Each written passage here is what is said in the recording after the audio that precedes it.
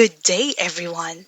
Today marks a momentous occasion as we gather virtually to celebrate a significant milestone in the lives of our little champions.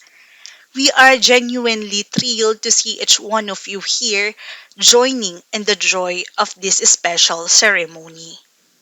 First and foremost, a heartfelt thank you to our dear parents.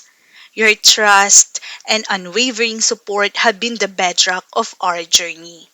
Your dedication and hard work during these challenging times have not gone unnoticed. It is an honor that you selected Little Champions as the nurturing environment for your children, and we sincerely commend you for that. To our remarkable students, a resounding salute. In the face of the challenges that schooling has presented in recent years, each one of you has emerged as a true champion. Your perseverance and dedication have transformed the ordinary into the extraordinary. Today, we stand proud witnesses to your journey of turning good into better and your best. Congratulations on this well deserved achievement.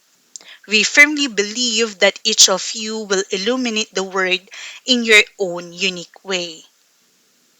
As we embark on this celebratory moment, we anticipate with excitement what the future holds for each of you. We are confident that it is something grand, enjoyable, and truly amazing.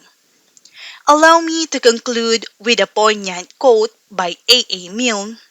You are braver than you believe, stronger than you seem, and smarter than you think. To our dear little champions, once again, congratulations. May your journey ahead be filled with continued success and boundless joy.